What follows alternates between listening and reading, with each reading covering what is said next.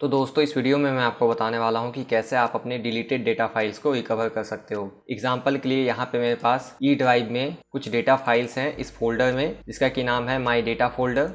तो यहाँ पे मेरे पास एक एक्सेल फाइल है, म्यूज़िक फाइल है, पीडीएफ फाइल है, पिक्चर है, पावर पॉइंट प्रेजेंटेशन है और कुछ वीडियो फाइल्स हैं। तो अगर ये गलती से मुझसे डिलीट हो जाता है और यहाँ पर मुझसे ये रिसाइकिल बिन से भी डिलीट हो जाता है, मीन्स परमानेंटली ये मेरे कंप्यूटर से डिलीट हो चुका है, तो कैसे मैं इसे रिकवर करूँगा। तो यहाँ पे मैं आपको इन डेटा फाइल्स को अभी स्टेप बाय स्टेप रिकवर करके बताने वाला हूँ अपने लैपटॉप में। तो यहाँ पे मैं डेटा रिकवरी के लिए Tenorshare 4DDIG सॉफ्टवेयर को यूज़ करूँगा।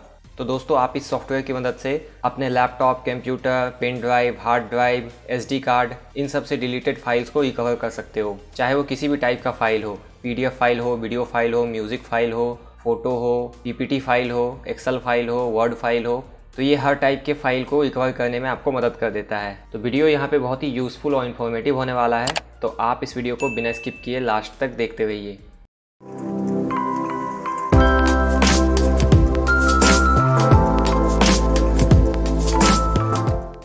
तो दोस्तों यहाँ पे सबसे पहले आपको अपने लैपटॉप या फिर कंप्यूटर में Tenorshare का एप्लीकेशन डाउनलोड करना पड़ेगा। इसके लिए आपको सबसे पहले अपने लैपटॉप या फिर कंप्यूटर में कोई भी ब्राउज़र ओपन कर लेना है और Tenorshare के वेबसाइट पे आ जाना है। इस वेबसाइट का लिंक आपको इस वीडियो के डिस्क्रिप्शन में मिल जाएगा।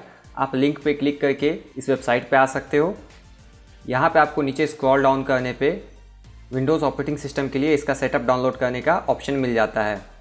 अगर आपके पास मैक ऑपरेटिंग सिस्टम है तो यहाँ पे आप इस पर क्लिक करके इसके सेटअप को डाउनलोड करोगे। तो यहाँ पे मैं सिंपली फ्री डाउनलोड पे क्लिक करके इसका सेटअप डाउनलोड कर लेता हूँ। उसके बाद यहाँ पे मेरे पास Tenorshare 4DDIG.exe setup file download हो जाता है। तो दोस्तों आप इसका लाइसेंस भी परचेज़ कर सकते हो। यहाँ पे आपको बाय नाउ का ऑप्शन मिलता है। अगर आप इस पर क्लिक करते हो तो यहाँ पे आपको 1 मंथ, 1 ईयर और लाइफ टाइम के लिए लाइसेंस परचेज़ करने का ऑप्शन मिल जाता है। और अगर आप परचेज़ करना चाहते हो तो डिस्क्रिप्शन में दिए हुए कूपन कोड को यूज़ करो। उसको यूज़ करने के बाद आपको 30% का डिस्काउंट भी मिल जाएगा। तो यहाँ पे मैं सिंपली इस सेटअप को ओपन करके रन कर लेता हूँ और इसे इंस्टॉल कर लेता हूँ। तो सिंपली यहाँ पे आपको इंस्टॉल पे क्लिक करके इसे इंस्टॉल कर लेना है अपने लैपटॉप या फिर कंप्यूटर में। इंस्टॉल कंप्लीट होने के बाद डेस्कटॉप पे यहाँ पे आपको इसका आइकन मिल जाएगा। यहाँ पे आपको सिंपली स्टार्ट पे क्लिक करके इस एप्लीकेशन को स्टार्ट कर लेना है। तो दोस्तों एप्लीकेशन स्टार्ट होने के बाद कुछ इस टाइप का आपको देखने को मिलता है। यहाँ पे आपके डिवाइस में जितने भी लोकल डिस्क होंगे वो आपको दिख जाएगा। इसके अलावा अगर आपके डिवाइस से पेन ड्राइव या फिर हार्ड ड्राइव भी कनेक्टेड है तो वो भी यहाँ पे आपको शो हो जाएगा। यहाँ पे आपको कॉमन लोकेशन का ऑप्शन मिलता है, मीन्स आपका डेस्कटॉप, रिसाइकिल बिन, कोई भी फोल्डर सेलेक्ट करने के लिए मिलता है। और यहाँ पे आपको एडवांस रिपेयर का ऑप्शन मिलता है, मीन्स आप अपने लोकल डिस्क, पेन ड्राइव और हार्ड ड्राइव से तो डेटा रिकवर कर ही सकते हो, आप एडवांस रिपेयर पे क्लिक करके क्रैश हुए अपने कंप्यूटर से भी डेटा रिकवर कर सकते हो।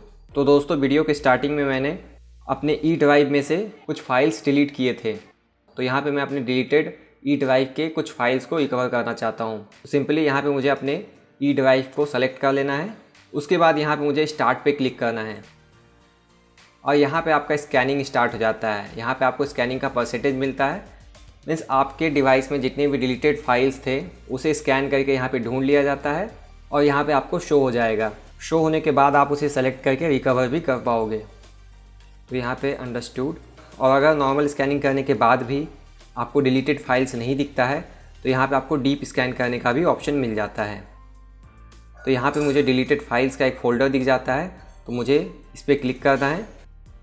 तो यहाँ पे सारे मुझे फ़ोल्डर्स और फाइल दिख जाते हैं। तो यहाँ पे मेरे पास एक फ़ोल्डर था माई डेटा फ़ोल्डर। इसमें मेरे पास वीडियो था, पावर पॉइंट था, PDF था, पिक्चर था, वीडियोस था, म्यूज़िक था। तो ये जो फाइल्स मैंने डिलीट किए थे आपके सामने वो सब यहाँ पे शो हो जाते हैं। आपको जिस जिस फाइल को रिकवर करना हुआ आपको सेलेक्ट करके यहाँ पे रिकवर करने का ऑप्शन मिल जाता है। तो यहाँ पे मैं सबको सेलेक्ट कर लेता हूँ। तो इन्हीं फाइल्स को मैंने स्टार्टिंग में सेलेक्ट करके डिलीट किया था और रिसाइकिल बिन से भी डिलीट किया था। अब मैं इन फाइल्स को यहाँ पर रिकवर करने जा रहा। तो यहाँ पर आपको सारी फाइल्स को सेलेक्ट करने के बाद रिकवर पर क्लिक करना है। यहाँ पे आप रिकवर्ड फाइल्स का लोकेशन सेलेक्ट कर सकते हो कि कौन से डिस्क में, कौन से फोल्डर में आप इन्हें रिकवर करना चाहते हो। मैं वापस से ई ड्राइव के माई डेटा फोल्डर में ही इसे रिकवर करना चाहता हूँ। तो यहाँ पे सिंपली मुझे इसे सेलेक्ट करके रिकवर पे क्लिक कर देना है यहाँ पे मुझे फिर से रिकवर पे क्लिक कर देना है और यहाँ पे मेरा रिकवरी कंप्लीट हो चुका है। 11 फाइल मेरे रिकवर हो चुके हैं, जिसका कि साइज़ इतना था 56 MB।